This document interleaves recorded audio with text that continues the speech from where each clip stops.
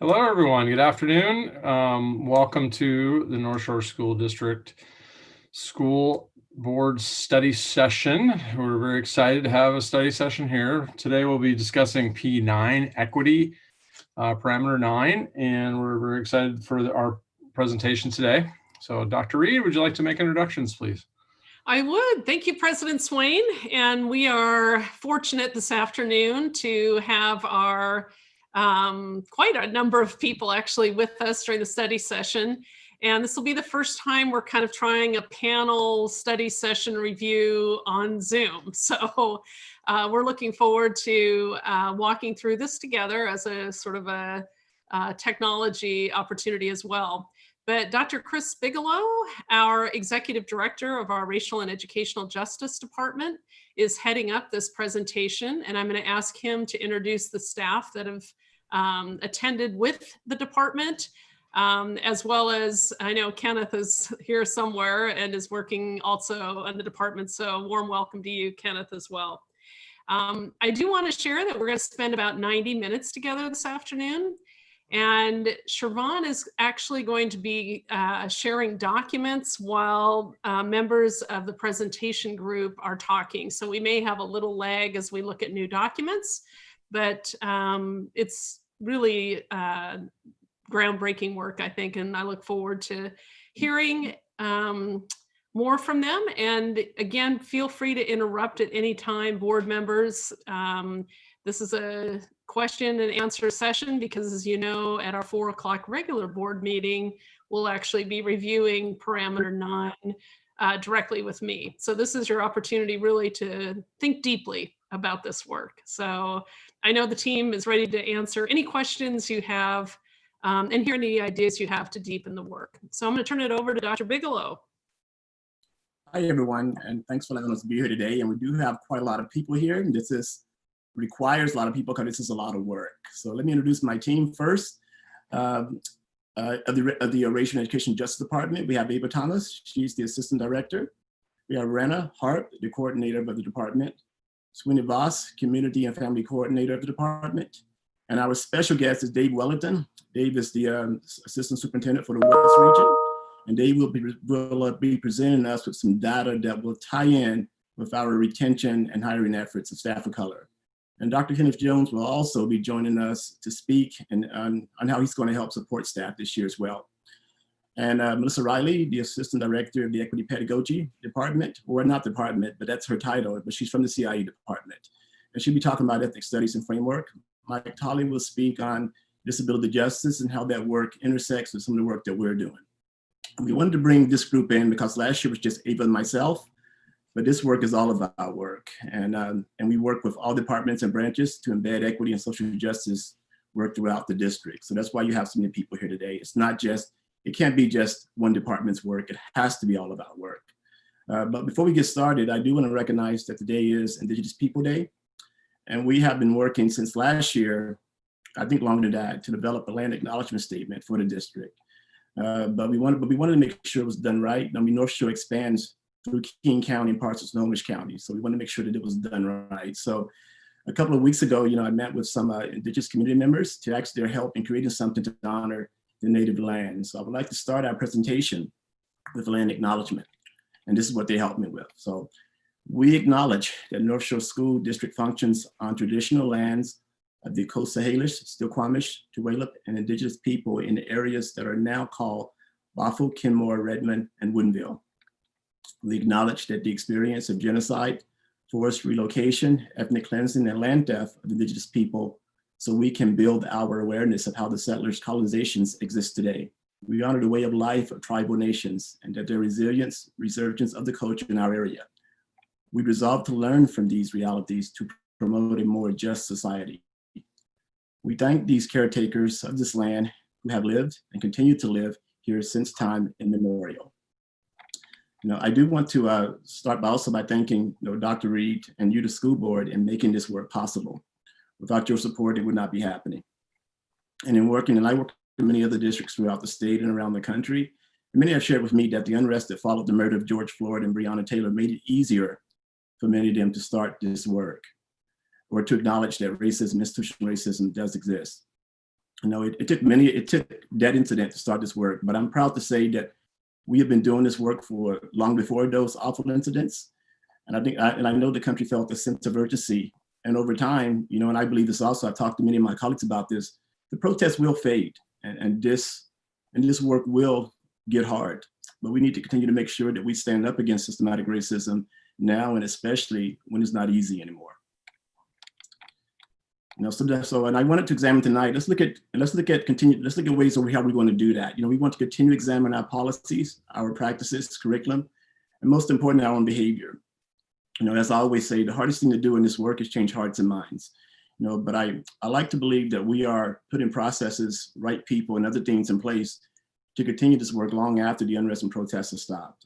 And that's what we hope to show you this evening. I often say, as I just said, it's really hard work, which is why I have a team of people here helping me. So it requires a great deal of energy, time, and it's also what I feel we have at stake is students' lives and their futures at stake as well. So Rana, what slide are we on? In case people didn't notice, I cannot see anything on the screen, but you can hear me. So Rana's gonna guide me through the presentation. All right, so we are on, we just did our land acknowledgement. And Ava, I think you're gonna be doing our opening activity. Yeah, thank you, Rena. So my name is Ava Thomas. I am the Assistant Director of Racial and Educational Justice. Glad to be here and keep moving this work forward. Chris mentioned and gave a really thoughtful land acknowledgement, and part of that is our continued and strengthening partnerships with our local tribal members and tribal nations. It's not enough to just acknowledge the land that is still being occupied, but taking it a step further and continuing to partner with the people who are still here. One of the things that we found that's a really great tool actually is a phone number that anyone can text to find out what Indigenous land you are on based on your city and state. And so the board members would like to welcome you and all of the panelists here to get out your cell phones and text the city and state that you're in to 907-312-5085, and then it will immediately text you back the Indigenous land that you're on. And so I'll just give you a couple minutes to do that.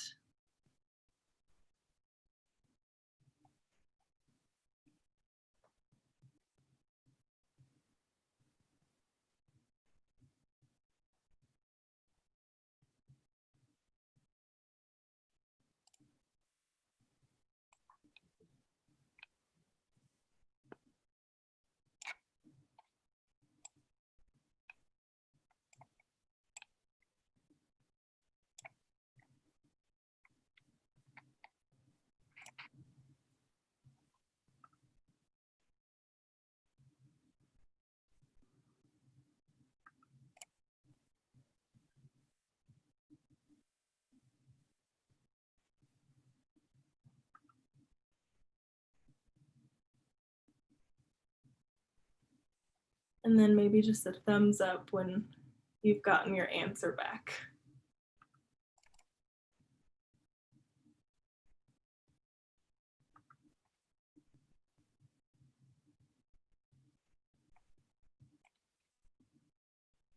I haven't gotten my answer back, but there's an app called Native Land Mm-hmm. that if you download it, it just, when you open it up, wherever you are, it will tell you what lands you're on.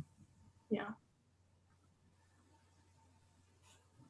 So we wanted to do this just as a tool to help ground ourselves in where we're at today, and recognizing Indigenous Peoples Day today, but also acknowledging their existence, their resilience, and their survival also beyond today and every day. So this is a tool. We wanted to put the phone number there and guide you through this activity so that you could utilize it, but then also so that educators, families, and students can also utilize this tool. So I think we can go to the next slide. So the first thing we're going to talk about today is transformative racial and educational justice in North Shore School District. We want to frame it like this because, as Chris was saying earlier, This work shouldn't just happen within our department. It has to become who North Shore is and what North Shore does. And so the difference is that transformational leadership or transformational work is really grounded in the people who are leading the work, but we want it to go beyond that, beyond the people who are leading the work. So even the people who are here right now that will eventually leave one day, that the work continues to be embedded and institutionalized in North Shore School District. And so Chris is going to be talking about ways that we've been working on that over the last year and how we'll continue to work on that this year. Okay, and we'll start with cabinet. As the leader of this work in the district and a cabinet member, I've had the opportunity to partner with district leaders as well as building leadership, and I often say to principals, there are many ways to approach this work, but there is no one size fit all approach. But the one thing that we all must do is be intentional and thoughtful about this work. We must be conscious that oppressive practices and systematic racism exists at every level of the schools and our school system. And people who work in every department and every role have a stake in this work, and that includes cabinet. So all of us that sit on cabinet, have a major role, in the district and its systems. As I looked at cabinet, I said, no, we are the system, and we also need to be held accountable. And I'm also a believer that, what you permit, you promote, and every choice we make either opposes the system, racism, or seeks to dismantle it.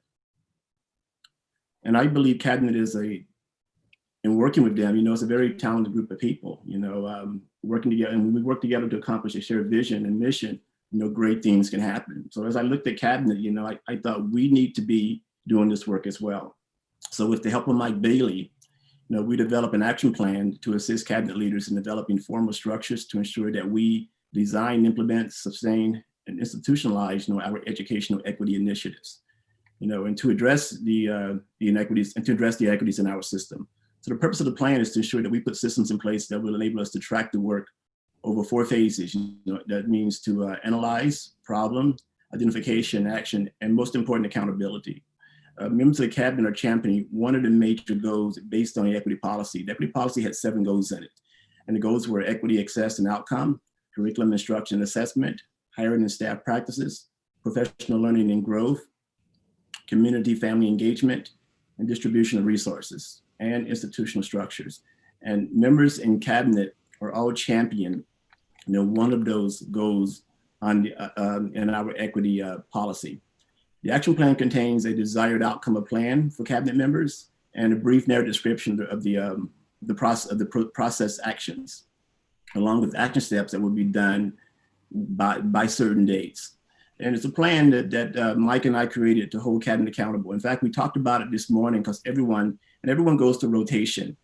And now that we've gone through the first rotation of everybody speaking on behalf of the work they're going to be doing, along with the structures in place and certain dates certain due dates for things to be done by, we spoke this morning on it to make sure that was working. And I think what I heard was that, it's a structure that is really holding cabinet accountable. So it seems to be working, and we're going to be going through the second round, I think, starting next week. And what that means is that the work that they've done previously, the last 2 months, we want to check on it to see where they are this time in that work. So it's going to be an ongoing rotation throughout the year, continuously updating the work, holding cabinet accountable as well. And I'm talking right now about the, since I can't see the screen, I'm assuming I'm talking about the RAS plan, the SAP plan. So the SAP plan this year was revised with equity being the focus. In the past, the template, I really didn't think that it provided the best assessment for principals to really demonstrate or reflect the work they've done around equity. It felt more like a checkbox than it did an actual plan where it focused on the work and the mission of the district. And since the plan needed to align with the strategic plan of the district, because equity needs to be the through line of all of our work. And plans in the past did not really speak to that or address that. So with the help of the RASs, we revised the purpose of the plan to guide district leaders to intentionally achieve equity for all students as they implement planning and their decision-making processes so that all students receive what they need to achieve, to reach their full academic and social potential. And I know we just gone through the first round where principals are coming in to talk to Dr. Reed, and I'm part of those meetings as well, you know, to talk about their initial plans for the year. I also, you know, asked the plan to be sent to me in advance, you know, just so I can review it. It's a working document. So what they do in the first round, you know, it's not like it's laid in stone. You know, they have many chances, opportunities to revise the plan, you know, for the year, and in the year we see what it looks like.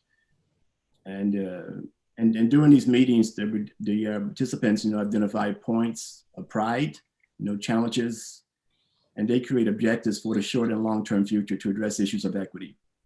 You know, and this could include like disaggregated data to identify underserved and marginalized groups, such as the iReady data does, you know, district data surveys that they have conducted in their buildings, and how they are focusing on domain 2 of the equity framework.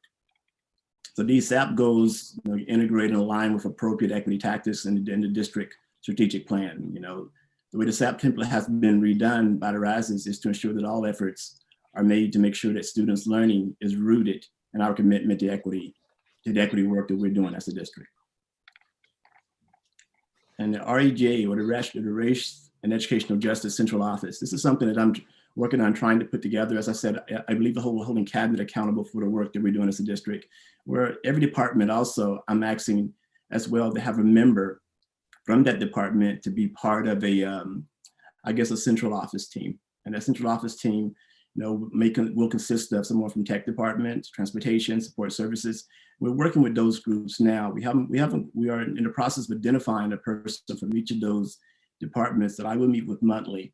And the purpose of the committee is to develop, you know, that lens for the work and an awareness of the processes and rules that might be creating unknown barriers within their department. And to talk about the work the department is doing as well. It's really to develop that lens around the equity work. The SOCC event that and that's the Staff of Color Coalition, and we started doing this a couple of years ago. And our vision when we created this was to cultivate a safe space that offers members and guests and offers members of the district who identifies as people of color to feel into being truly represented in ways that they are not in their job or community, as well as provide an outlet to have authentic and open conversations, you know, to share their joys, sorrows, you know, anything that might be going on at the time within their professional lives. And sometimes it gets very personal, it's very emotional, you know, and it's to affirm the unique experiences and identities, and basically to create a support system that promotes empowerment and resiliency. You know, our plan is to meet once a month. You know, last year we met every other month. We're going to try to meet once a month this year. I really do think the Zoom makes it a little bit easier, you know, providing people have the time, you know. And I know what it's like, you know, for many years in the district, you know, I was the only person of color in district office, and being the only one means you stand out, you know, and it's very uncomfortable, you know. And when I was the only person of color, you know, I remember feeling alone, you know, and I don't want people to feel that way. You know, when we bring in staff of color, we want them to feel welcome and wanted here. So that's the whole purpose behind having a staff of color coalition. You know, personally, I've always believed that when we stand together, if any people stand together, you know, I'm usually stronger, you know, in those connections, you know, and we have a lot of people of color that we've brought into North Shore School District, and we're breaking down some of those doors in many ways, and we need to share those experiences to inform and inspire others. And that's what the purpose of the SOCC event is about also, is folks coming there wanting to know, how can I, you know, move forward in my career? And so we want to share those things with them, you know, and help them along the way as they move through North Shore School District. Hiring and retention strategies. You know, there's always that wondering or confusion over diversity hiring. It sometimes lies in the mistaken perception that the goal of diversity recruitment and hiring is to increase workplace diversity for the sake of diversity. You know, that is not the goal here. You know, we want the best possible candidates. You know, diversity hiring is hiring based on merits with special care taken to ensure procedures are free from bias. You know, schools, all of our schools should be representative of everyone. And when a teaching staff does not reflect the diversity of our schools and our community, it points to a systematic inequity that needs to be addressed. And it is the right thing to do. You know, in working with HR, the goal of diversity is to identify and remove potential barriers in the screening process, you know, how we shortlist candidates, you know, the interviewing process, and to ensure that hiring teams are aware of their own blind spots, so they don't unknowingly discriminate against qualified or diverse candidates. We want to make sure that the work we are doing in the district and ensure that the procedures are free from biases. And we've done a lot of that work with HR. We've examined, just our brochures, our videos, our workplace website, and our social profiles that are out there for the public to see. Doug Hale and his team, we work quite closely together on making sure that we are putting the best picture out there for North Shore, in attracting candidates of color. But as I said, we want the very best people when we are hiring staff. Where am I at now, Rana? I have no clue. I can't see anything. You're still on the slide. I think at this point you want to introduce Dr. Jones. No, not yet, but I will. Wait. Well, Dr. Jones, I guess you can come in on this slide, because we are talking about retention of staff, and I know you're going to be mentoring a lot of folks of color. So if you want to talk about that now, I really would appreciate it. We bring you in now.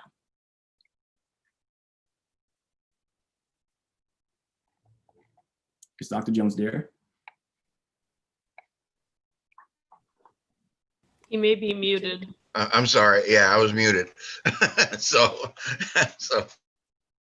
thank you. I have dogs, as Dr. Reed knows, so they make noise. So I wanted to make sure I was muted.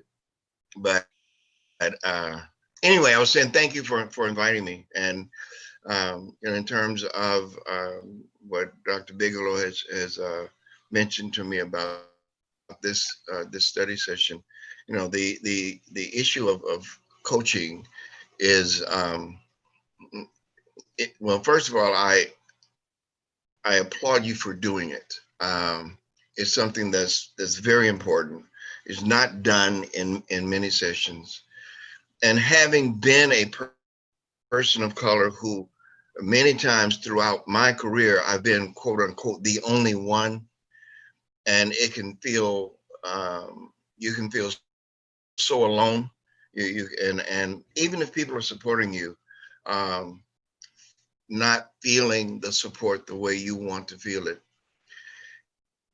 And to have someone, just even if it's to vent to have someone that you can call, that you can talk with about anything.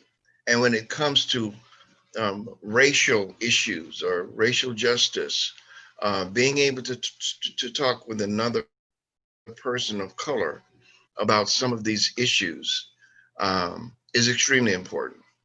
And in terms of being able to retain some of these individuals, giving them an environment where they feel safe and where they feel supported, and not only about the emotional things, but also about personal goals of achievement. How do I connect my personal goals with the goals of the district? Each school is to have a strategic action plan. How do those three things, the district, my building, and I, how do we match up with each other? And how do I be successful in this environment? And so there are a number of things that one can be supported on. The issue of, I'm happy to see transformative racial and educational justice in North Shore. And when you think about that, rather than transactional, it's deliberate, it's planned, it doesn't always go the way you want it to go, but it's also much of it, and I'm glad to hear you say disaggregated data, Dr. Bigelow, because looking at when you're talking about educating students, you can't get into issues of transformative educational justice unless you know the data.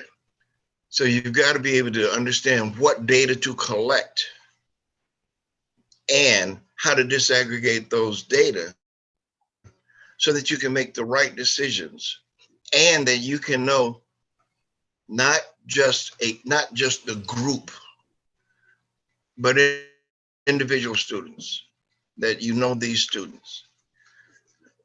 And the administrators that you are bringing in, they have to be able to understand that and feel comfortable doing it. Because even though you're talking about retention of a new administrators, et cetera, the bottom line is education of students. For me, that's always the bottom line. And how do we do that in an equitable fashion? There are pockets of students that have been neglected in every school district, I would say, not just North Shore. How do you figure out what students those are and what to do about it? So having someone who understands many of those things, and again, and just to be available, to bounce some things off of, to give some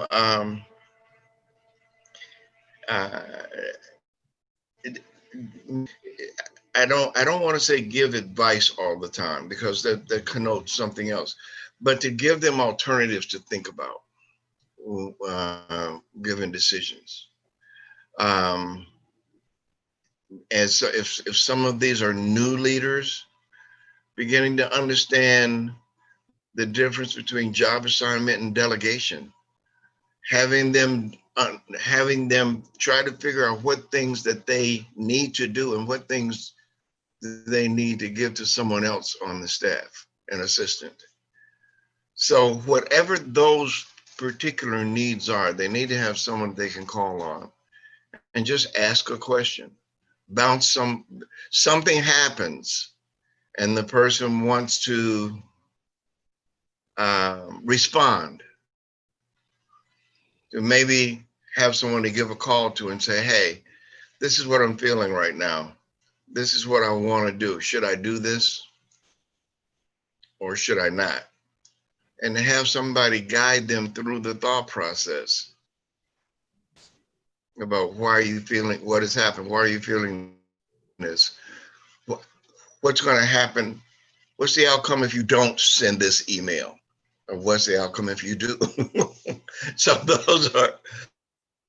those are some of the things that let's say I had a coach and a mentor, and those were some of the things that I learned from her. Do you really want to send this email? Okay.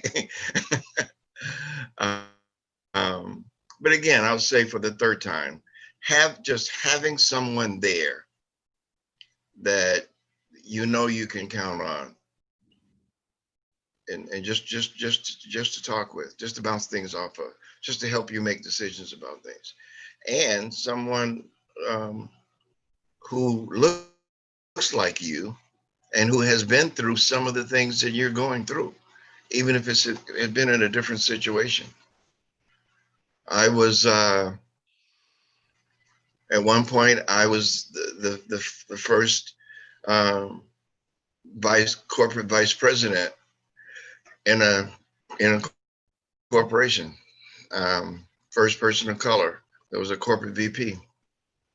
That was a lonely time, and the CEO hired of someone with whom he had worked before as a senior vice president, who became my boss, and she was a person of color, and she became one of my mentors, and that was one of the best things that ever happened to me. So having someone there is very important. I don't know if you want me to be any more specific than that, Dr. Bigelow, but. I think that's good. I mean, I think what I didn't explain very well was that, we've actually come in, support staff of color. As you pointed out, having someone who's been through it that looks like you, a lot of times explanations are not needed. It's just understood. And I think it's what your purpose is this year, and we appreciate you being part of the team this year, Dr. Jones. Having another layer of support is important. No, I totally agree. I totally agree. And you'll be working with Yara. And once again, it's up to staff. We have many staff of color this year, and as in working with them, a lot of them are in their buildings. And as you pointed out also, I know what it's like to be in a place where you're the only one. And so we don't want staff to feel that way. We want to retain the staff that we have because they're all extremely qualified and good people. And so you're going to help support that this year, and we appreciate that. Well, I'll be there. I just wish I could fly out more often. I miss being there. Yeah. We miss having you. Okay. All right. Thanks, Dr. Jones. I appreciate it. Okay. All right. And so Good seeing everybody. Bye-bye. Bye-bye. Chris, just as a heads up, we're on the Racial and Educational Justice Department work slide. Okay. Thanks, Rana. Oh, office hours. Okay, so we're going to try something this year. We're going to have office hours. And what that's going to look like, we're going to find time at least, right now we're thinking every other week, to find 2 hours as a department where we're just open for questions, for people to come and talk to us. We have learned that in times we've met with administrators or staff, within those conversations, some of the best learning has taken place. And we want to continue those ongoing conversations. And so we're going to just have an open time, just 2 hours, maybe every other week, when staff can visit us, administrators, teachers, even the board. You want to visit us, you're welcome also. Visit us as well, come in and just chat with us, about what's ever on your mind, around the issues of equity or diversity. But we want to make ourselves available, to the administrators and teachers, within the district. As I said, some of the most meaningful dialogue has come when we have that one-on-one. And I think it's because, there's that sense of not being judged. They feel they can be somewhat honest about what they're thinking and feeling, without being in front of a whole large crowd. So we're going to try that this year. Table talks, I think that's Ava. Chris, you're going to talk about counselors. Oh, gotcha. I'm on that one. All right. Counselors. Okay, so we're looking at counselors this year to come in and train our counseling staff on racial battle fatigue or racial trauma. With the incredible events happening nationally towards people of color in our country, do we understand how these profound events and the related issues are impacting, our students of color, with whom we interact with every day? We're in the process of working with a counselor / trainer. I've had many conversations with her. I'm trying to find a really good qualified person. And we first started talking about just training our counselors. As we thought about it, and this Zoom, the way of doing Zoom now, we can train up 300 people. So we thought about now looking at counselors, nurses, possible administrators, get them trained on racial trauma and racial battle fatigue. Let me explain what that is. It's defined as a social, psychological stress response associated with being a person of color in predominantly white institutions. These conditions emerge from constantly facing racially dismissive, demeaning, insensitive, or hostile racial environment and individuals. For many of our students, racism is an everyday, ordinary experiences, which many contend with on a regular basis. A lot of times it's in the form of microaggression or covert acts, but cumulative efforts of racism weighs on the body.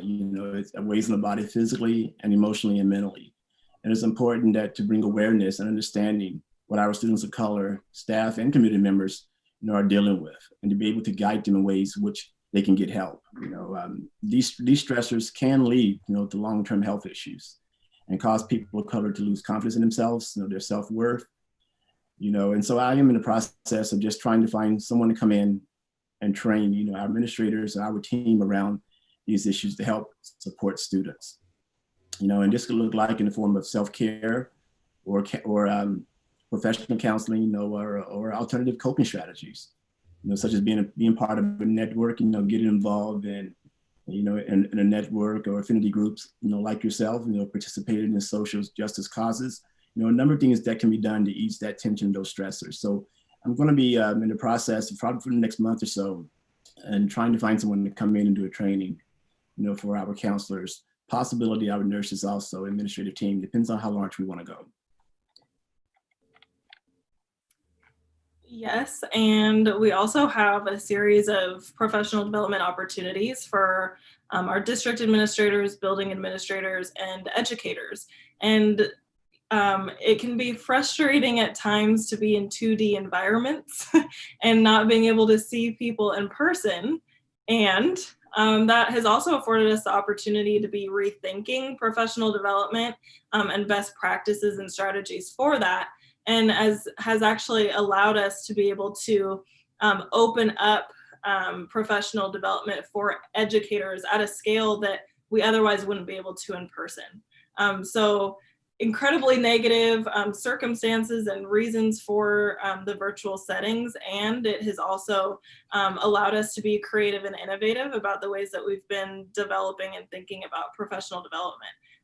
One of the things that we're doing at every administrative team meeting with district and building admin, we've been able to carve out time for racial and educational justice within each of those time frames. And so they're once a month. The ATMs are 3 hours long, but we've been able to have about an hour of that for racial and educational justice work and leadership. And I think that they've been incredibly meaningful this year. I think Dr. Reed, you could attest to that, especially last week. Dr. Reed and I had a very candid conversation around current events, around the social uprisings, and around the harm that continues to be inflicted on Black women and girls today. And I was talking about my own personal experiences as a Black woman, not just working professionally, but also just living in this time and space right now, and how that impacts me, and how I know that it's impacting our administrators and educators and students of color. And so I think that from there, I think it was a pretty emotional meeting, but there was also a lot of intellectual labor that was going into that, and a lot of critical self-reflection time for our administrators to get into small groups and talk about how they can strengthen their allyship practices, how we can better look out for one another, and how we can continue to move this work forward productively and intentionally. So that's one of the PDs that we've been focused on. Another one is thinking about professional development for educators. And in-person settings, it's hard because you have to get substitute teachers and think about the spaces for bringing thousands of staff members together. But with these virtual settings, we've been able to rethink that. And we've also shifted from thinking about it as a PD scope and sequence to a PD syllabus.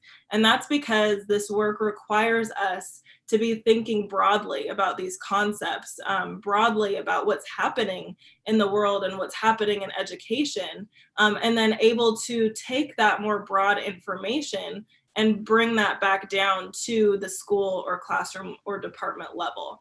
And so we've carved out this syllabus. It's a working document, so we're adding resources as we go. Later on, Rena will share with you the Schoology platform that we've created, which is a place for educators to go to share resources and exchange dialogue. And that's been a great opportunity because it's getting us to think more broadly about why this work matters and how it's still impacting us today, and how we can be educating our students and educating ourselves.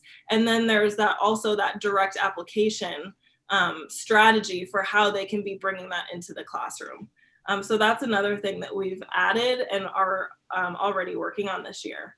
Another thing is that we've shifted the language from equity and diversity teams to racial and educational justice school teams. And so we're also providing professional development to them. We're utilizing this book this year, Culturally Responsive School Leadership by Muhammad Khalifa. We chose this book because there's diagrams in here, there's sections for there's case studies to be looking at, there's discussion questions, and it breaks it down like for teachers, for administrators, for central office personnel. And so we'll be utilizing this book as we work through PD with our racial and educational justice school teams and leads. Another thing is our racial and educational justice district committee, which has multiple district I'm not going to say stakeholders. We're shifting the language to shareholders because each of us shares a part of this North Shore community. So we're utilizing the term shareholders now and trying that term on. But we will be holding monthly virtual meetings with them as well to continue that work. And then Chris mentioned earlier table talks. Table talks are an idea that we had to be bringing in community members so that it's not just our department's voices in terms of professional development, but we're bringing in community members to also be amplifying their voices in this work too. And again, that'll happen in virtual settings as well. Rena, can you go to the next slide, please? Another critical part of this work is student voice and leadership. It needs to be part of everything that we do. It's our grounding why in education is for students, but it also has to be with students because students have a great deal of knowledge about their experiences. We need to value embodied knowledge. We need to value experiential knowledge, and we need to be utilizing their voices in ways that make them be able to take on leadership roles and that values the voices that they already have. One of the things that I started doing last year was going out to the Black student unions at all of the high schools. And we wanted to have an opportunity to bring them all together. And so we organized this field trip to the Northwest African American Museum in Seattle. And it was a great opportunity. At first, we went down there and all of the schools were in different corners of the room, kind of sticking to their own BSU. And then we went around as adults in the room and we're like, this is the time to be building community with another. This is the time for you to be making friendships across schools. And then they started to do that. And by the end, there was this lunchtime experience where they were all together and you couldn't tell which school they were from. And it was just, it was beautiful. And after that, we thought about how can we continue to be bringing students together across schools. So we're creating this BSU Alliance this year. We had our first meeting in the summertime. I think it was July, and it was virtual, but it was a time again for them all to come together. And we'll be doing that this year again virtually, but we're also thinking about how to extend that type of concept into additional student groups. Another thing that we did, there were a few student petitions that were floating around this summer talking about like, is this work happening? Is that work happening? And we were like, yes, it is. And Rena will later talk about how we're being more transparent about the work that we're doing on our website platforms. But from there, I reached out to a few students who are white currently at one of our North Shore high schools about the work that they're wanting to do. And I had also gotten an email from a few students who are white, who are North Shore School District alumni. And I brought them together for, again, one, mentoring so that they can be mentoring each other, but two, thinking about how they can utilize their voice and their positionality to engage in this work and to be allies, but to display what even moving past allyship means and looks like. So together as this group, we met with them. And then again, for the student leadership part, I kind of sent them on their own. And I was like, I don't want to oversee you or surveil what you're doing. But together as a group, they created this really great resource bank and guide that's on our website about resources for allyship. And they broke it down by different district shareholders. So that's another thing that's been created. And we're going to continue to figure out how we can partner with them and expand that. And the last thing that I'm really excited about is starting a student social justice task force in North Shore, because there's so many students that are utilizing their voices and so many voices that need to continue to be amplified. And so this will be another opportunity to bring students together to make sure that that's happening and so that they can be building relationships across schools. And now I'm going to turn it over to Srinivas. Thank you, Eva. Sorry. Okay, I got it. Yeah. Srinivas Kedam, Assistant Principal at Lockwood Elementary School, and last couple of years, 3 years, I would say, been working closely with the Racial and Educational Justice Department. So I work closely with the Asian Indian population, which is one of the largest, with about 16.8% of them are, and they are increasing gradually. And oh boy, they have needs.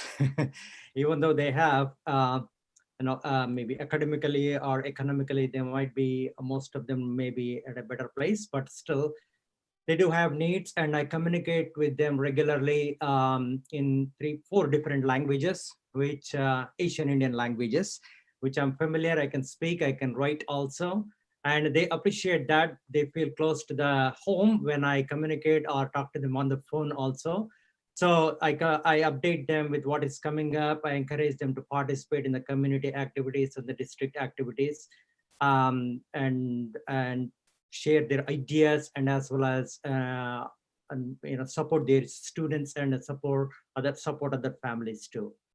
And the second initiative is assisting parents and students with academic, social, emotional, even mental health issues also.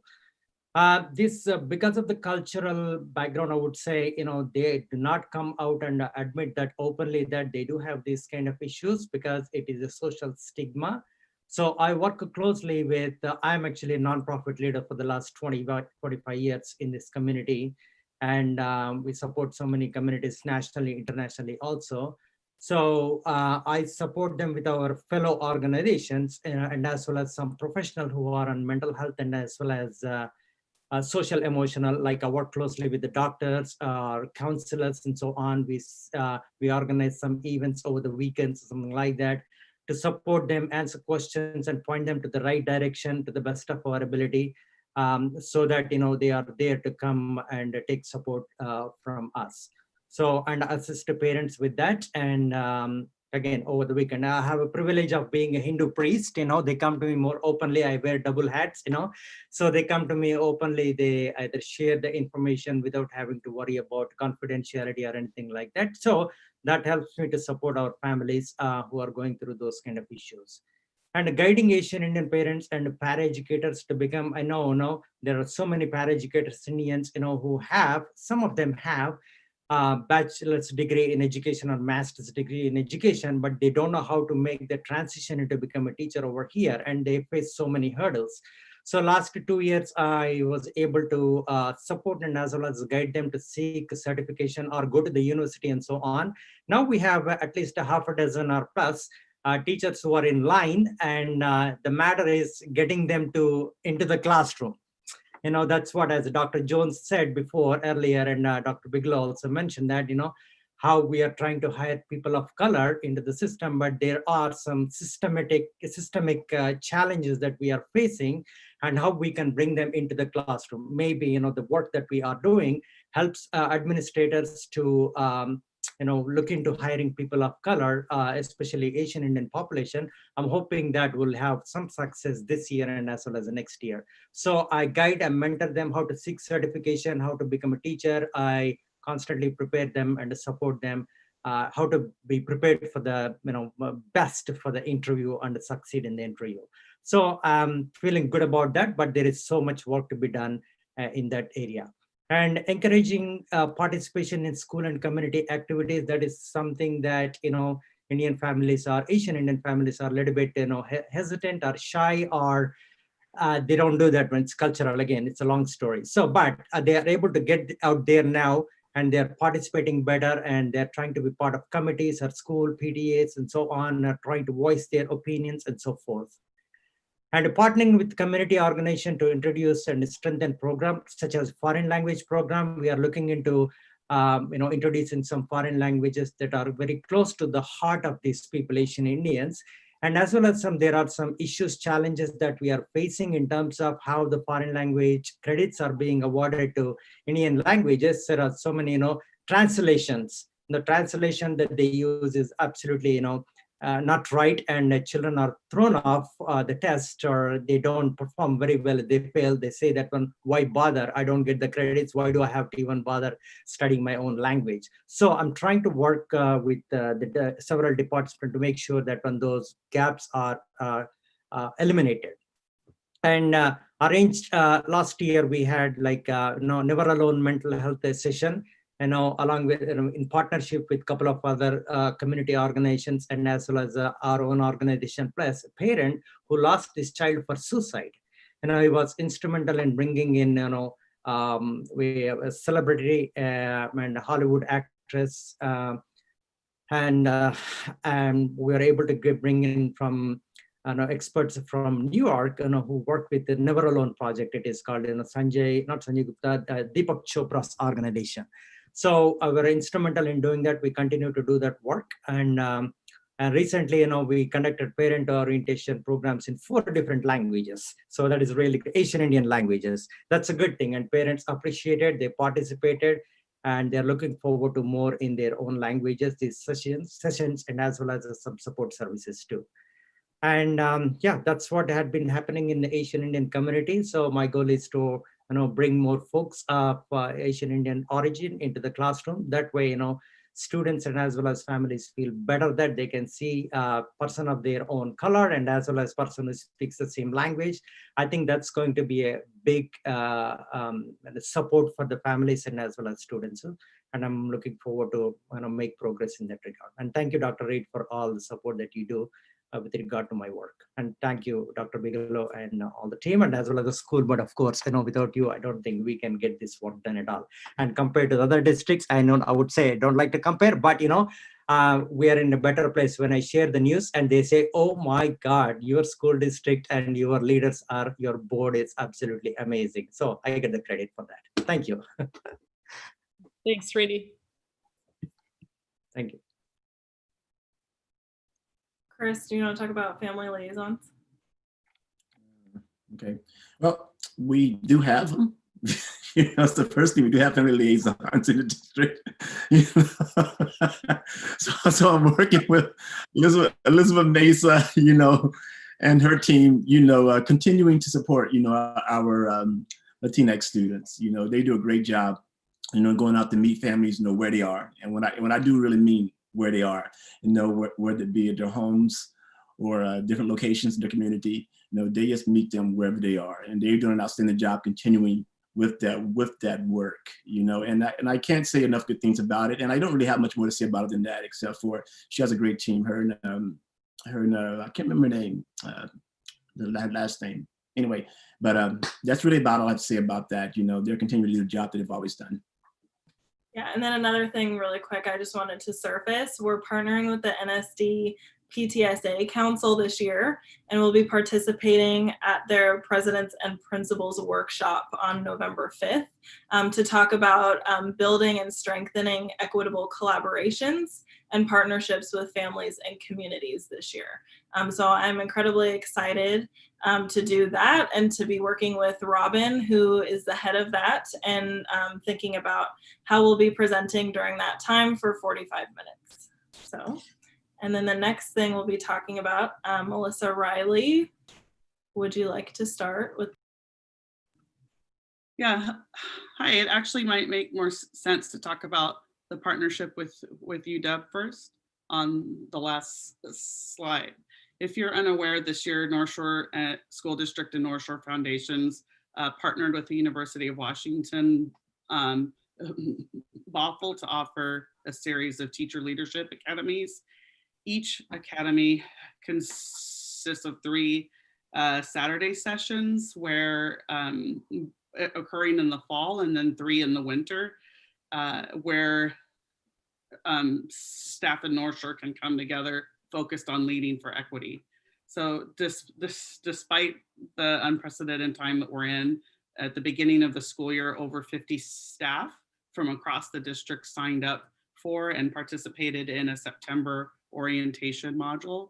And that was focused on really trying to understand the impacts of deculturalization in our past and the educational ramifications of systemic oppression that's happened as a result in our schooling system. And so now each North Shore staff member is currently signed up for and participating in either teacher leadership for instructional equity or teacher leadership for youth and family engagement. And the purpose of each academy is to help to build and enhance collaboration for instructional equity within and across the schools in each region, as well as with the university, to leverage the cultural wealth of our youth and community voices. When we first got together in September, even though it was a harried start, staff were very brave, inquisitive, they were reflective, and they really engaged deeply in intimate conversations about their own identities with people that worked in North Shore, but they hadn't ever met before, which brought a level of community that was really powerful. They engaged in courageous discourse last weekend, thinking about and talking about artifacts or evidence that are barriers to educational justice within our system. And the exchange was additionally powerful, like I said, because of the range of participants. And so we've had members in our school district who are paraeducators, nurses, deans, teachers from each of the high schools, almost all of our middle schools, more than half of our elementary schools, and across programs and levels of content be engaged. One cornerstone of the partnership is in relation to the support we have from University of Washington Bothel's faculty to explore what's called participatory action research. And so they're being led through a process in small teams and departments to collaborate on identifying a problem of practice that they as a team authentically desire to change. And what I've noticed is that many are beginning to see the connections between things that they're reading, like the Khalifa text that Ava held up is also a text they're reading in that program, and how this is connecting those learning opportunities to the work that's being done in the schools with their administrative teams, their leadership teams, PBIS, and the REJ teams. And so we hope to continue the partnership, I know, beyond this school year and outside of the classes, to continue to support the work that the groups are going to be doing together.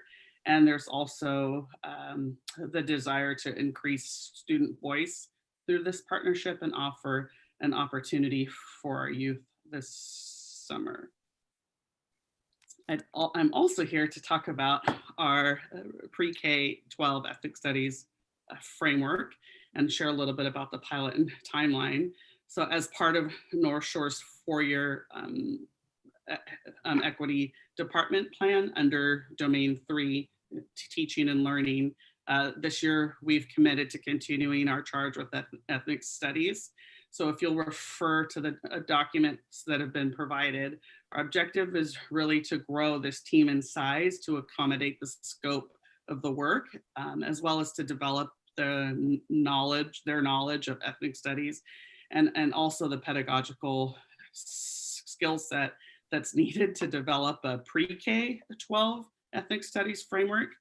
This framework, it will be broken down by grade bands, preschool through 2nd grade, 3rd through 5th, 6th through 8th, and 9th through 12th.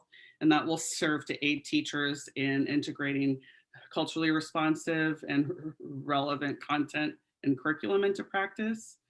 In addition, once the draft of the various frameworks are ready for trial use, the work of the team will be to develop an ethnic studies high school course.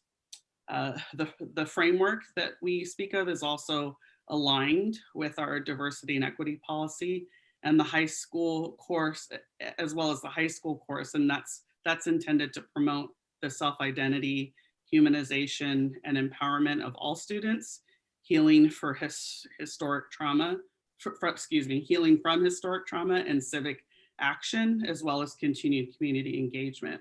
So in terms of the timeline, the work is tentatively set within a 3-year plan, and that's in its initial draft phase, which you can see in enclosed materials that you have today. Due to COVID and just trying to balance the needs within the system, we are still finalizing our pilot process in partnership with our union as well as Dr. Reed. And we look forward to seeking interest from teachers, students, family members, and administrators within this next month. And so because of that truncated timeline, we're really committed to honing in on building a strong infrastructure within the framework that best supports teachers and students in the following school year. we're excited about the opportunity to have that in place and then to kick off next year with something that can support teachers as they think about their practice. With the support of the North Shore Schools Foundations, we've also funded and secured the consultant, as well as the books that we'll use to study and learn together as a team to achieve our goals. And then next year, after moving beyond the development and the implementation phase, the intent is to seek the approval of an ethnic studies graduation requirement. In addition, we just wanted to share that aligning this work effectively and achieving coherence is really essential. So we are going to continue to watch closely the work that's happening at the state level, as well as with interest groups within Washington. And there's other states that are surrounding us that are putting ethnic studies policy in place as a whole state system. We've also started a regional group for Northside school districts. Shoreline and Edmonds are part of that, and we've invited a few more districts as well to join us. But they're all in varying phases of this work, and so we feel like although it's in its infancy, it's really an opportunity to grow in collaboration to benefit the students within and outside of North Shore as well. Finally, it's important to note that as we continue this work, we will continue to work with our community partners and to seek input to maintain the integrity of our process and the content within our framework and our courses. And let's see here, just make sure. So the other thing I wanted to share was that the continuation of this charge over the next few years will further engage and support North Shore educators in the work in the equity framework, which will intersect nicely with the ethnic studies framework. It'll help our educators to become more knowledgeable about the histories of diverse ethnic, racial, and cultural groups so that they can better engage students by understanding the ways in which race and ethnicity, culture, language, and social class intersect and influence students' learning and their learning behaviors. And the last thing I'd like to say is that my role as the Assistant Director of Equity Pedagogy is really interwoven within this parameter and across other parameters. And so to that end, I'd like to end by thanking Dr. Reed for the opportunity and the board for the opportunity to be part of this work and for your vision for our students, families, and staff in North Shore.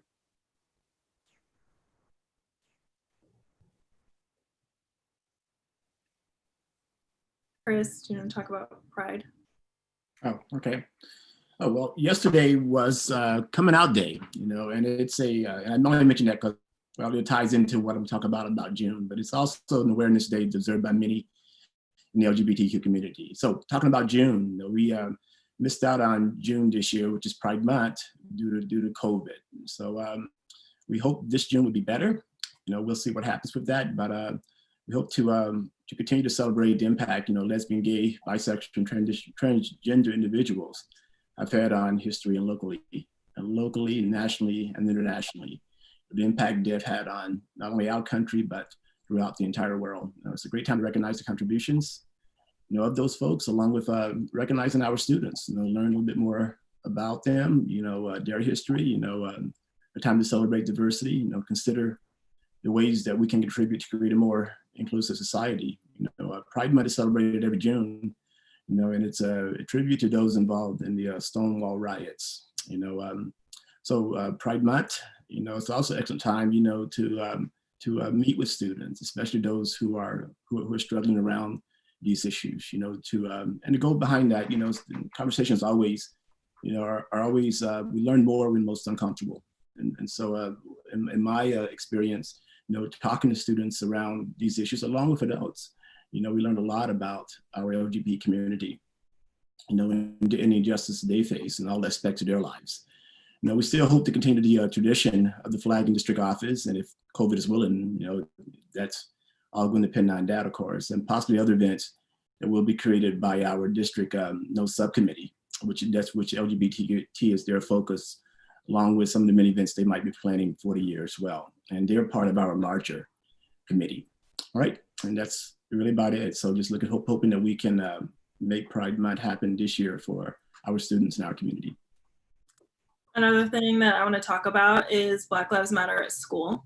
Last year, we participated in the National Black Lives Matter at School Week of Action, and that was ended by a community gathering on that Friday. And one of the things that we did was bring in students, Black students, to engage in a student panel that I facilitated for them. And that was the opportunity to join hands and community around this work.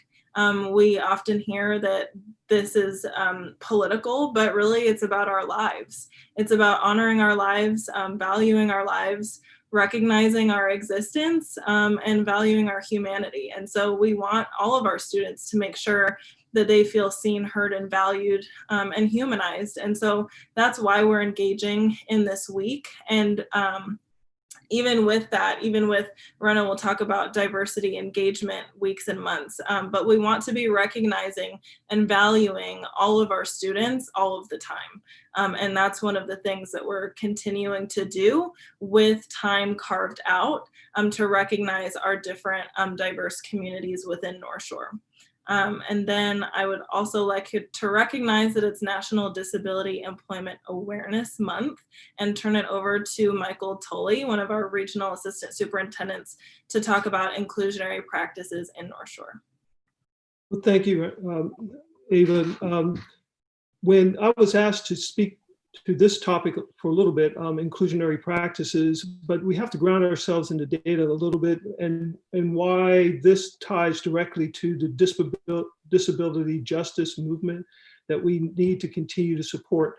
When you look at the data at the state level, we know that less than 4% of our students actually have intellectual disabilities, while 90% of our students with disabilities actually have typical intellectual functioning. But then when you take that data and compare it to the fact that about 57% of our students with disabilities actually access general education classrooms in that 80 to 100% of the time bracket, there is a disconnect or discrepancy in our data. We know that 90% of our students have the intellectual ability to function within a general education classroom, but only 57% of them actually are accessing the general education setting 80, 90, 100% of the time. And that data point actually is lower for our students of color, it's less than 50%. That requires that we change our practice and change the way we address and serve our students. To that end, in 2019, the state legislature actually set aside $25 million to focus on this particular topic. And last year, $10 million was made available for school districts to apply for professional development funds. And this current year, the 2021 school year, there's $15 million available for schools and school districts to apply for funding to increase professional development in an effort to focus on increase inclusionary practices within schools and districts. We have actually about 10 of our schools in North Shore School District that apply for and receive funding to support that. And as part of the state level inclusionary practice project. So all of the schools in the north region of our district, along with North Shore Middle School and Woodinville High School, are all involved in this work through those grant funds. It's exciting work, and it's going to be rewarding, but that's not to indicate that we haven't been focused on this work prior to receiving these dollars. This has been an interest of North Shore School District for a while. For example, this past year we was convened an inclusive models and practices advisory committee charged by the superintendent to take a deep dive into this topic and come up with a set of recommendations as to how the district should move forward in increasing inclusionary practices within our system.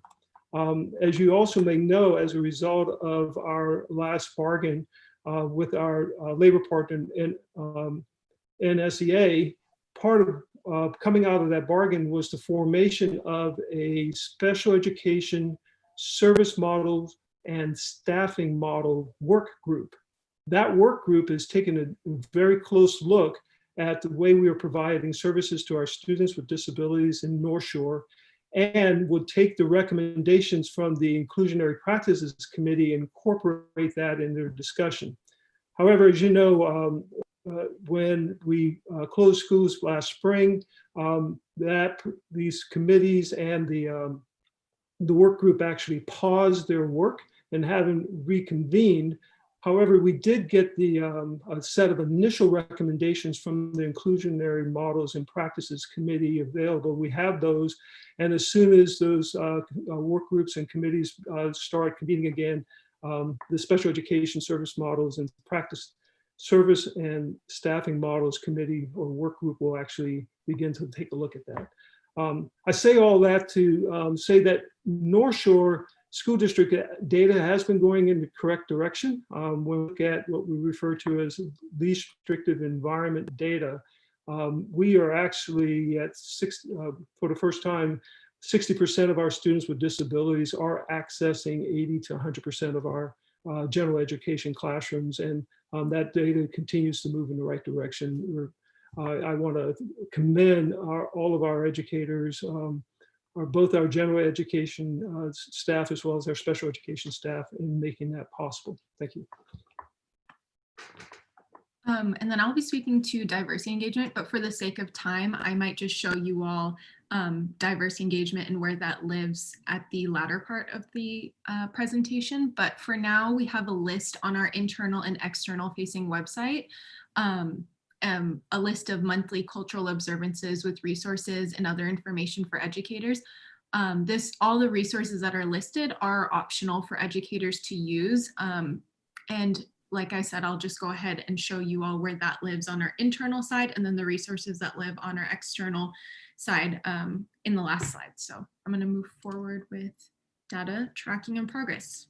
Also, sorry, just really quickly, I do want to end that previous section just by saying thank you to the school board for the Black Lives Matter school board resolution that you passed.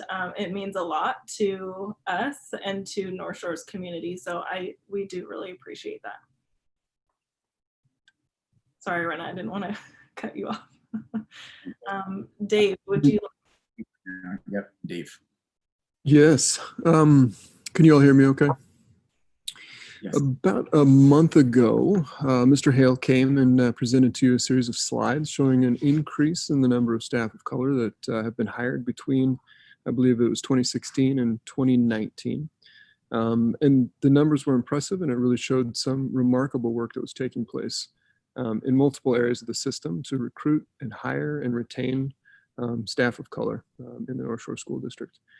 So we wanted to ask the next logical question: what is the impact of that work on the experiences our students are having in school? Are more students seeing themselves represented in the administrators, in the teachers, in the office staff, custodians, paraeducators, and bus drivers? We know that it matters. Research and our own experience tells us that it's really important for students to have reflected back to them their language, their culture, their ethnicity, their religion, particularly from those who represent positions of significance outside their family. Not every student, or excuse me, not every person needs to represent that for them, but certainly we know in education there's not enough of those mirrors for our students of color. Not only do students need to see themselves represented in the institutions that serve them, but parents need to see themselves represented in the institutions that serve them. Communities need to see themselves represented. And institutions we know to be healthy must be representative of the communities that they serve. We know from research and from our own experience that increasing diversity in educational staffing helps students and adults to prepare to live in a multicultural society. It helps break down negative stereotypes. It helps students and peers understand and confront racism, helps expose all students and adults to multiple perspectives. And there's ample research to show that it not only helps students of color, but also white students in a number of different ways. So how are we doing to create a more diverse, more representative learning community? You won't be surprised to know that there's a chart for that. So to answer the question, we pulled, I had Abel and Doug help me pull hiring data from 2017 all the way through this current year, the 2020-2021 school year.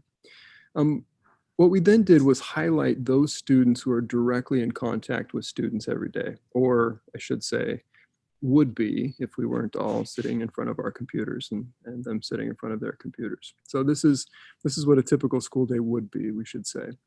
On the far left, you'll see a list of those job titles and descriptions. They're pretty broad. So for example, you see clerical there. Typically that would include district level staff, but we've taken those staff out and just the staff that would interact with kids on a daily basis, like for example, office managers are going to be represented here. So then what we have is two categories. We have staff of color and white staff. The number of records that you see at the top for 2017-18 and 2021 school year are the number of staff holding those positions in those categories in that year. So basically starting in 2017-18 and then this present year, what's the number of staff in those categories? Some of the staff were hired that year. Many of the staff were already in that position during that year.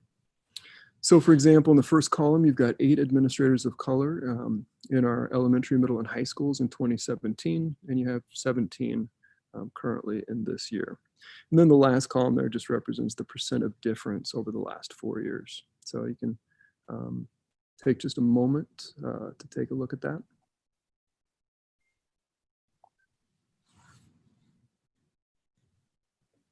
As Chris said in the beginning of this presentation, we're a system, right? And I think as Dr. Jones highlighted when he was talking about transformative educational justice, begins with an analysis of data and then asking the question, what are we doing right and what can we do better? Every part of the organization has a role to play and has played. Certainly the RAS have been working closely with Chris and Doug when we hire principals and assistant principals in our system, and principals in turn work closely with RASs, work closely with Rick, work closely with Chris and Doug similarly. What we're trying to do is remove the barriers, either mechanical or systemic barriers, or the barriers of bias. An example of a mechanical or systemic barrier is the practice I think somebody was noting earlier of just hiring either internal candidates, taking only internal recommendations when you create a slate for interviews, or just looking at your current interns rather than looking at everybody that you have access to. And then of course there's many personal barriers and biases that we erect, our preconceptions, our predispositions to select and hire people who are, I guess, quote, just like me. We don't say that, right? What we say is that these people are a good fit, right? And then eliminate a host of other possibly potentially better candidates in that process. And what this does inevitably is it locks us into a continuation of the same practices, the same priorities, the same expectations, and unfortunately the same outcomes. So what we are continuing to do is trying to remove these barriers in essence to increase the pool of qualified quality candidates that we can select from the very best. So that's the work that you see represented there. There's still work to be done, even though you see the needle moving in the right direction. Nationally, teachers, the teacher pool, you're looking at 75 to 80% are white, and you can see ours, even though we're moving the needle, 86% of our elementary teachers are white, and our community, as we talked about at the very beginning, is roughly 54% white. And so there's work continuing to be done to make sure that all of our students are represented in our staff. Thank you, Dave. Appreciate that. You know, I think what this does show, it shows that we're serious about the commitment, you know, to putting people, you know, in roles with the goal of not only increasing our diversity staff, but also make sure we have good qualified candidates and retention. And I've always said, you know, one of the biggest things diversity does is diversity attracts diversity. You know, we want to make sure that we retain people or to attract more qualified candidates, you know, in roles of teaching, you know, whatever they might be, classified or certified. Thanks a lot, Dave, for showing that. I think now we're going to move in, sake of time. Rana, I think you're on next. All right, so I'm going to be talking about the website and our communication transparency. So when we're talking about the external, the internal, and the Schoology platforms that we created, I'd like to frame this in the way that these are all working web pages and documents, which are constantly being updated to provide the newest information for educators and district community members. So just keep that in mind as we plug along. And also, I'm going to share my screen. How do I exit out of this? There we go. So you will see, oops. Technology is so fun. Okay. So on our main webpage, we have updated our names from equity and diversity to racial and educational justice. You may see that things haven't really shifted around or changed, but the bones of some of the things on here have changed. We have added a page for scholarship opportunities, so we can go here and click on it, and there are now, this is a new page, so it's still being built out. There's a scholarship opportunity open now for graduating seniors that's due on the 21st, and they can click on this and they can go ahead and download the application and see if they're eligible to apply. We also have, let's see here, the Racial and Educational Justice News. So this is where we hold all of our newsletters. We just came out with a newsletter in September of 2020, and it really talks about our name change and, you know, National Hispanic and Latinx Month, and a lot of new resources that we have on our website. And we also have, this is the part where I was talking about that our website is like an ever-living document that's constantly being updated. This page is probably the most updated. We recently created, Ava was talking about working with students, graduated and alumni students who created a whole document on what white allyship means. And this is, I think this is a 5-page document that is for elementary, middle, and high school, and really walks you through what each document or what each link means and how educators can use this in their classrooms. And to go back, so I did also just want to note that we updated our website to reflect our new department name change. We want our community to be very clear in what our role is in the district, which is why we placed education in the title. This name change makes a statement that addressing these issues isn't a luxury or optional part of education in North Shore. It places an emphasis on the work that needs to be done and provides a clear focus for us all. I think that's really important as we continue this work as a district community. And so with that being said, I'm going to navigate to our internal site. Toolbox. There we go. So this site is specifically for educators. And this is kind of where we house all of our training modules. And this is where I was talking about earlier about the diversity engagement. We have a list of cultural and religious observances with a description of what each month kind of represents and what each month means, as well as a couple of resources to provide educators with like a preliminary resource as they continue on their research in bringing these months to the classroom. So we have a couple of these up here, and this is also constantly updated. And then I'm gonna switch over to our resource page on our internal website. which has our updated syllabus on it, which Ava was talking about earlier. This is what we're going to be presenting on each month for those Wednesdays for professional development. And then if you click here, this is our Schoology platform that will take you to the Racial and Educational Justice Professional Development resources. So far we have 18 members. This is for staff and educators who are interested in attending our professional development. This is where we hold all of our resources, and we have some discussion posts here to kind of create that open forum and constant flow of communication. And let's see here, I was going to go to Albert's resources. And in our resources tab, we have all the resources that we list in our professional development. And I think, let's see, I think that is it for me. I know we have 2 minutes left, so I'm trying to save some time. I'll throw it back to Chris. Well, with the last 2 minutes, I just want to say I really do appreciate the school board and Dr. Reed for your ongoing support and leadership and making this work possible. Without your support, none of this would be possible. So it truly is appreciated. And I'm going to open it up for questions from that point.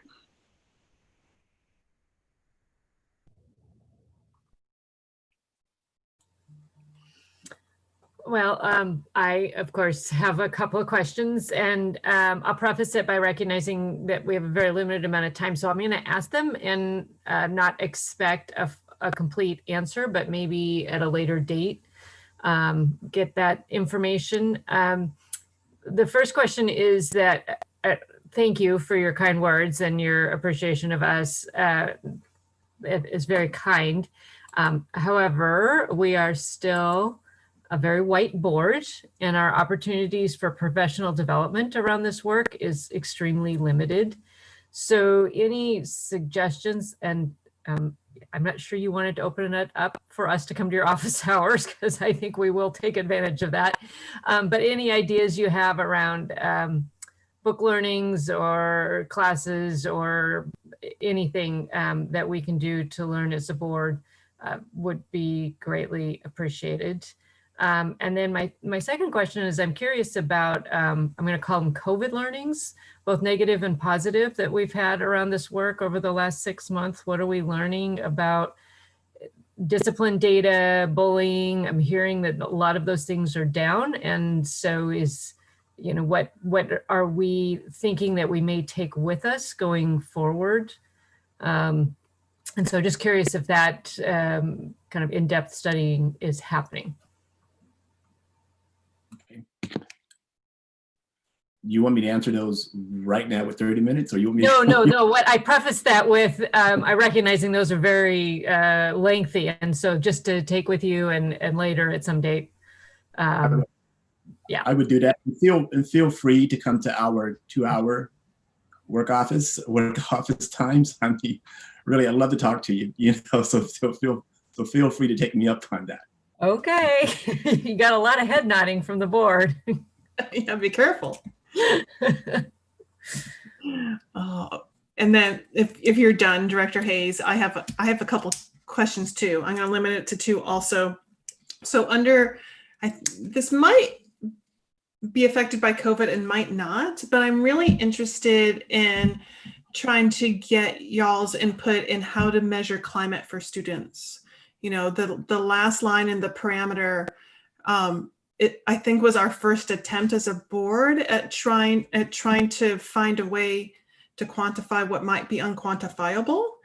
And so I think this has shifted in COVID, and since we don't know how long we're going to be in this COVID state, perhaps that makes it even trickier to try to get a feel on. But ultimately, I wrote down, Ava, I think that you're the one who said this.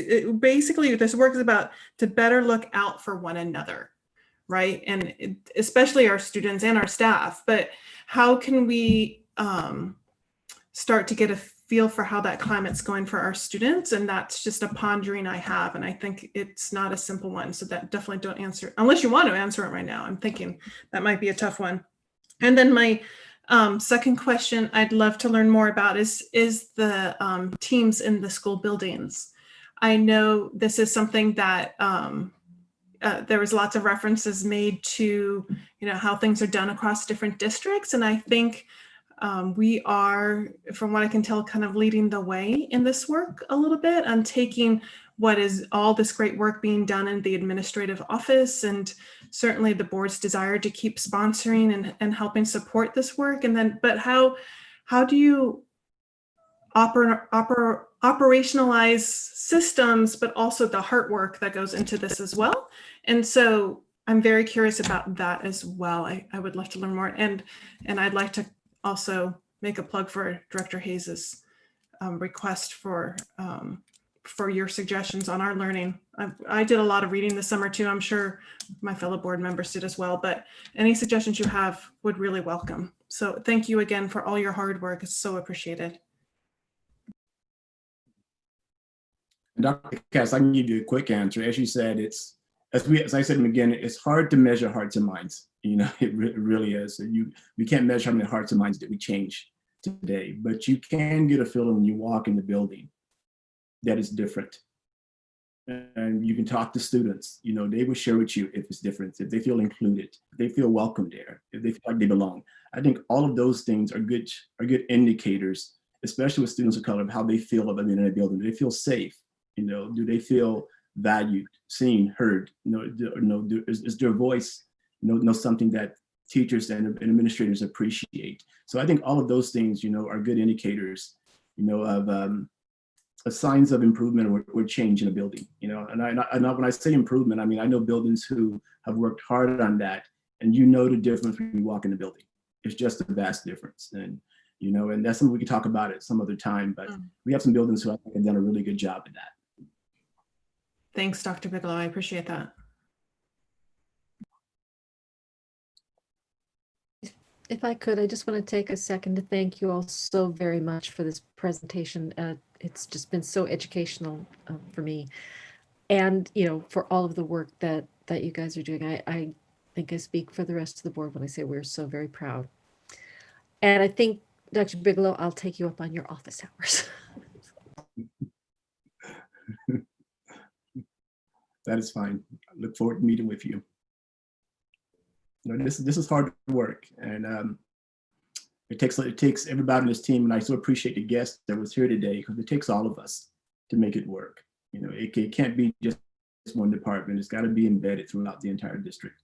So I want to thank Mike Tolley, Michael, David Wellington for being here, Melissa. Thank you all for being here today. I really appreciate it, and Dr. Jones as well.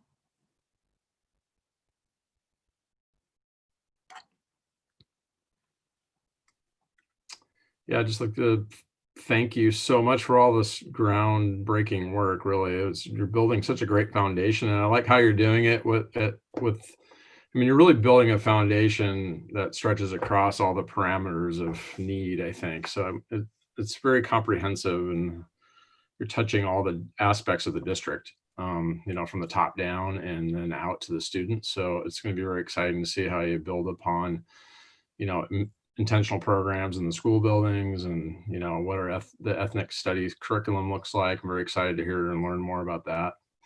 But thank you so much for all your time and efforts on this. It's such important work, as you know.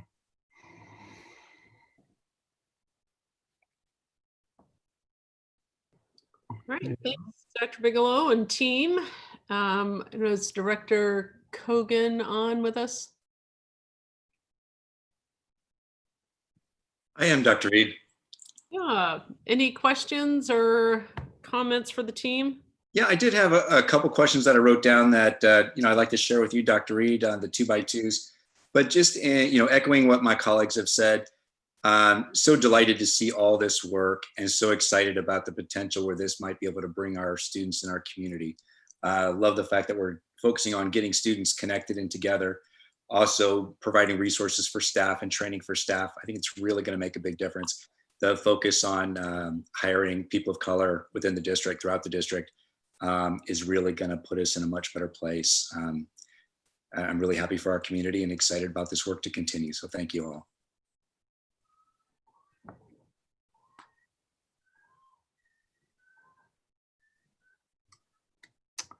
Okay, with that, any parting words, Dr. Reed?